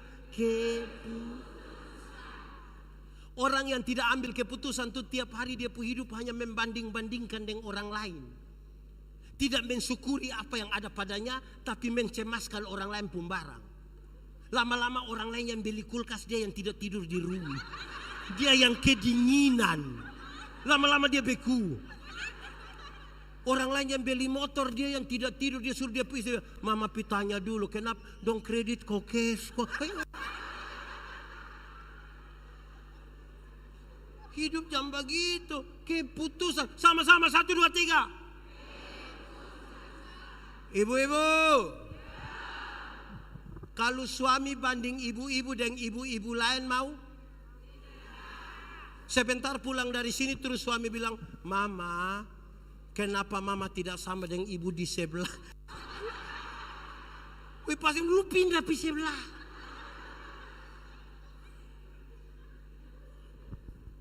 Jadi saudara-saudara itu serius. Untuk kita menata kembali kita punya hidup, harus dengan keputusan. Tidak bisa kita, Tuhan kasih kita, jemaat ikut ini. Masa lalu tidak bisa dirubah, tapi masa depan bisa dirancang. Ulang, masa lalu tidak bisa dirubah, Tapi masa depan bisa dirancang. Jangan balik ke masa lalu. Jemaat, Tuhan kasih kita leher ini agak lentur sedikit, kok sesekali bisa lihat di belakang. Tapi bukan tiap hari hanya jalan begini, saya begini. Lihat sedikit ke masa depan, lihat begini. Itu terlalu tinggi sayang. Amin kok? Itu dimulai dari pengambilan keputusan. Kita mau jadi apa? Mau bikin apa? Saudara, Tuhan menolong orang yang mau menolong dirinya. Daud punya masalah tuh banyak dan besar, yang tadi saya sudah gambarkan di awal. Tapi sejarah mencatat bahwa dia adalah raja paling sukses di Israel sepanjang masa. Karena dari keberanian dia mengambil keputusan. Pemulihan dia dengan Tuhan. Baru sebentar dia Tuhan adalah gembalaku, takkan kekurangan aku. Ia membaringkan aku di padang yang berumput hijau. Ia membimbingku ke air yang tenang. Ia menyembuhkan jiwaku. Ia menuntun ke jalan yang benar. Oleh karena apa? Namanya. Sekalipun aku berjalan dalam lembah kegelapan. Yang paling terakhir, untuk menata kembali kehidupan setelah kita ambil keputusan, harus juga kita bangun dengan sama-sama bersyukur. 1, 2, 3. Lebih kuat. 1, 2, 3. Bersyukur itu cara terbaik menikmati hidup. Orang yang tidak tahu bersyukur itu dia punya hidup hanya mengeluh saja. Tiap hari ketemu pendeta dia hanya patah leher berdebat, Bapak, hidup ini terlalu berat. Lu mati sudah. Hidup itu bersyukur sedikit. Amin kok? Hafal. Bersyukur ialah waktu di mana seluruh pikiran, perasaan, kehidupan hanya tertuju pada Tuhan. Ulang, bersyukur ialah waktu di mana seluruh pikiran, perasaan, kehidupan hanya tertuju kepada Tuhan. Jemaat, hati manusia lebih besar dari isi dunia. Artinya, biar isi dunia semua isi di dalam hati manusia, tetap masih kurang juga. Itu hanya bisa ditutupi, karena manusia tidak puas kan, hanya bisa ditutupi dengan bersyukur. Dulu kalau kita baru pertama kali beli HP, kita bilang yang penting HP. Mau murah kok apa, yang penting. Kok di sini bilang halo, di sana juga halo. Tapi kalau hati tidak bersyukur, tiba-tiba HP Android keluar, dia mulai cari kelemahan dari HP lama. Dia bilang, woi HP sekarang tidak bisa. Di sini orang bilang halo, di situ dia bilang hola. Oh ini HP tidak bisa pak, kadang-kadang dia lompat sendiri dari atas oto. Dia mulai cari-cari kesalahan. Jemaat, contoh, kita jalan kaki kita berdoa, Tuhan kasih saya sepeda 1. Tuhan kasih sepeda 1. Dia naik 2-3 bulan, dia berdoa, Tuhan naik sepeda memang enak, tapi tanjakan yang di sana itu betis dan paha. Jadi yang kau punya mau Kalau bisa motor satu. Tuhan kasih motor satu, dia naik 5-6 bulan, dia berdoa, Tuhan, naik motor memang enak, tapi sepu istri berat 80. Anak dong 3 orang baru montok-montok semua. Setiap kali motor bunyi 4-4 mau naik motor, Tuhan. Jadi motor bawa masalah baru dalam kami punya rumah tangga. Jadi Tuhan, kamu punya mau? Kalau boleh oto satu, Tuhan. Pick up juga tidak apa-apa. Tuhan kasih oto satu, dia naik barang 1 tahun, dia berdoa, Tuhan, naik oto memang enak. Ibu juga naik, dia duduk paling muka. Tapi anak kami yang pertama sudah kawin dengan orang Sabu, Tuhan. Tinggal di Mesara. Masa Sabu pakai oto? Jadi yang kau punya mau? Kapal feri satu. Tuhan kasih kapal feri satu, dia pergi ke Sabu, lihat cucu, anak mantu, pulang dia doa ulang, Tuhan, naik feri memang sampai Sabu, tapi laut Sabu. Jadi yang kau punya mau?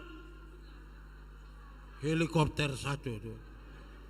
Saudara, sikap kita terhadap berkat lebih penting dari berkat-berkat yang Tuhan kasih. Mata yang hanya melihat pada berkat dan tidak melihat pada sumber berkat tidak akan pernah bahagia. Dia tiap hari hanya patah leher. Baru dia bilang, pendeta, hidup ini terlalu, mati sudah. Jemaat, nabi yang terutama dalam masyarakat Israel adalah Nabi Elia. Nabi siapa? Nabi siapa? Ada yang rindu seperti Nabi Elia, boleh angkat tangan. Ini tidak mau. Nah, mau ke siapa saja. Saya tanya banyak orang, rindu seperti Elia? Iya. Oke, mari kita lihat. Jemaat, waktu itu hujan tidak turun 3 tahun. Terus Tuhan bilang, Elia, pergilah ke sungai Kerit. Aku akan memerintahkan burung apa? Burung apa? Gagak, kokaka. Burung gagak untuk memberi makan kepada engkau. Jemaat, kalau Tuhan suruh burung elang bisa bawa ayam 1 ekor buat Elia. Tapi Tuhan suruh burung gagak. Saudara pernah lihat burung gagak? Lihat siapa pun burung gagak? Pertanyaan itu penting. Saudara kalau tidak pernah lihat burung gagak, saudara tidak akan pernah mengerti arti itu firman. Kenapa? Paruh burung gagak yang seperti itu tidak dapat membawa barang yang berat. Dia hanya bisa membawa roti yang tipis. Jadi Elia makan roti yang tipis. Paruh burung gagak yang seperti itu tidak bisa menghancurkan daging yang masih segar, kecuali daging itu hampir busuk. Karena itu burung gagak dikenal sebagai burung pemakan. Jadi daging yang dibawa kepada Elia itu daging yang hampir busuk. Sementara saya mau tanya saudara, pernah makan roti yang tipis dengan daging hampir busuk? Pernah? Kalau saudara belum pernah makan begitu, hanya satu kata sama-sama, bersyukur. Karena Nabi yang luar biasa itu masih makan daging yang hampir busuk dan roti yang tipis. Masih pernah makan begitu? Saudara masih makan daging yang mantap-mantap bagus toh? Bersyukur. Habis makan daging itu, Tuhan bilang, Elia, pergilah ke Sarfat. Jarak dari Kerit ke Sarfat itu kira-kira 100 mil. 100 mil berarti kurang lebih 160 km. 160 km dari Wekabubak itu kemana kalau ke arah timur? Kemana? Dari sini ke Wengapu, jalan kaki. Sekarang saya mau tanya, pernah jalan kaki 160 km dari sini ke Wengapu? Saudara kan naik motor, naik oto toh? Hanya satu kata sama-sama, bersyukur. Jalan kaki 160 km sejauh itu, cari siapa? Cari siapa? Janda miskin atau kaya? Miskin atau kaya? Coba kalau janda muda baru kaya, jangankan Elia, saya juga mau. Ini janda miskin baru tua. Tapi dia pergi. Iya toh? Ketemu janda miskin itu, dia bilang begini, Ibu punya minyak, ibu punya tepung, berikanlah kepada saya. Ini ibu bilang, Tuhan, kalau saya berikan ini tepung dan minyak, habis saya berikan pada Tuhan, saya mati. Elia bilang, ibu kasih dulu. Setelah dia terima, dia bicara dalam pengertian iman yang luar biasa. Dia bilang begini, Ibu, hujan mau turun 1 tahun lagi, 3 tahun lagi, atau 10 tahun lagi, itu bukan urusan saya. Tapi yang saya mau kasih tahu kepada ibu adalah, penyertaan Tuhan sempurna atasmu sampai kapan hujan itu turun ke bumi.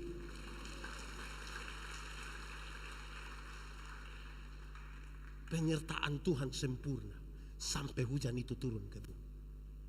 Itu iman dari orang yang bersyukur. Saudara jangan takut pada pemulihan. Tuhan pasti akan menolong saudara. Amin. Dalam konteks bersyukur itulah sekarang saya mau katakan tentang iman terakhir ya. Saya kira sudah terakhir, padahal masih ada satu terakhir. Iman. Kita mulai. Siapa yang mulai? Dia terlalu semangat. Wow. Iman ialah dasar dari segala sesuatu yang kita harapkan dan bukti dari segala sesuatu yang tidak kita lihat. Mari kita lihat konteksnya. Dasar. Dasar itu fondasi, dasar itu fonderen. Pernah lihat fonderen? Pernah lihat fondasi? Teori tentang fonderen, fondasi itu ringan. Teorinya bilang begini, fondasi kuat, bangunan kuat, fondasi miring, bangunan. Dia dasar dari apa? Dasar dari yang kita harapkan. Harapkan itu apa? Cita-cita masa depan, idealisme, mimpi, visi. Saudara mau jadi bupati Sumba Barat, silakan, itu visi. Saudara mau jadi orang terkaya se-Indonesia, silakan, itu mimpi. Yang ibu-ibu, nona-nona mau jadi wanita tercantik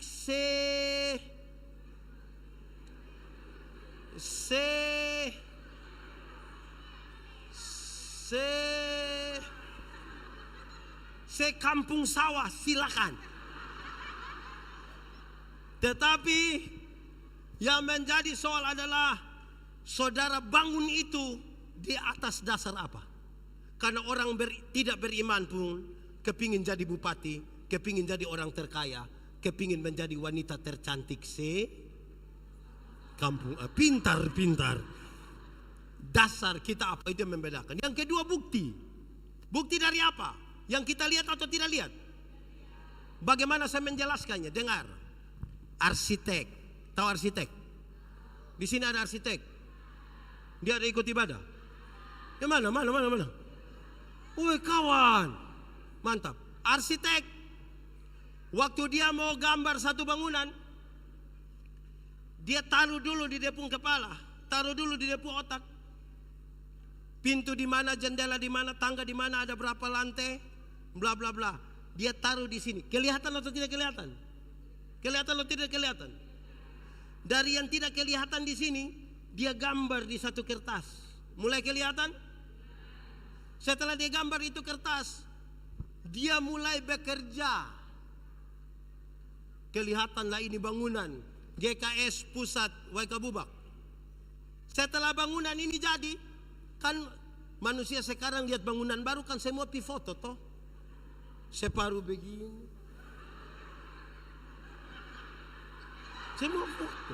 Semua foto. Ya toh? Saya mau tanya jemaat. Yang foto-foto di muka gedung itu, dia tahu titik-titik terkuat dari ini bangunan?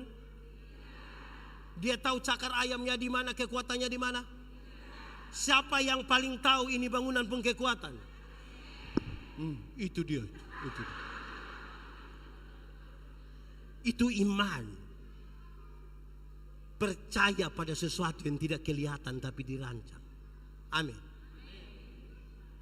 Iman itu membedakan orang. Ada oto jalan dari sini pi Waingapu Tabalek, tinggal 2 orang yang selamat. Yang orang beriman itu bilang begini, untung Tuhan saya selamat. Yang beriman bilang apa? Untung. Yang tidak beriman akan bilang, untung tadi saya lompat cepat-cepat. Bisa.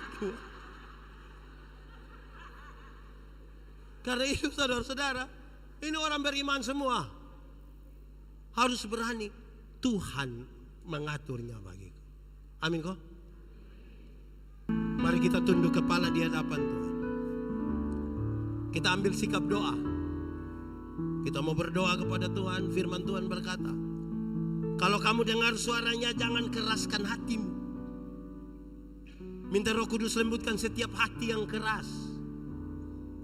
Beranilah sekarang bicara jujur kepada Tuhan, bahkan untuk hal-hal yang tidak pernah terungkapkan dari mulutmu. Katakan jujur. Ingat, manusia bisa kita tipu, tapi Tuhan tidak bisa kita tipu. Dia lihat sampai ke kedalaman jiwa kita, dan dia tahu seberapa rapuhnya kita. Nikmati 1-2 menit bersama Tuhan. Kalau ada yang mau ambil komitmen sekarang, ambil saja, tidak apa-apa. Itu urusan pribadimu dengan Tuhan. Tidak perlu ada orang lain tahu, tidak perlu. Ini soalmu dengan.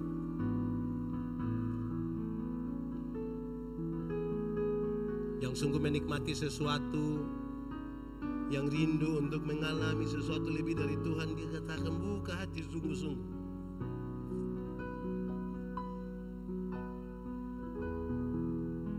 Nikmati saja dengan Tuhan.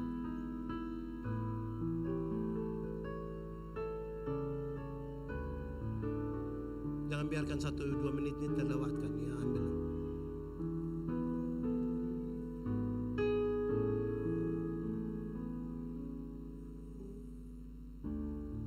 Nikmati saja.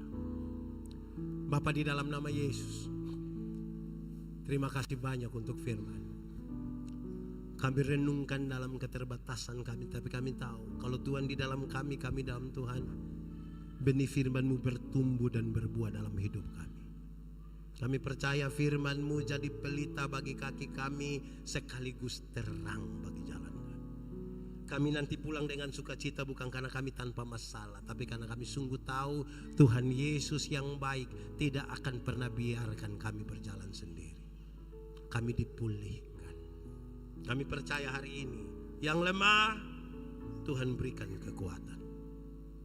Yang putus asa Tuhan berikan harapan. Yang ragu-ragu Tuhan berikan iman bagimu. Yang berbeban berat Tuhan berikan kelegaan atasmu. Yang sakit Tuhan sembuhkan. Yang berduka cita Tuhan Yesus memberi penghiburan bagimu. Terima kasih karena Engkau sayang kami. Kami semakin optimis menjalani hidup ini bersama-sama dengan Tuhan. Terpujilah nama Tuhan. Di dalam nama Yesus kami berdoa.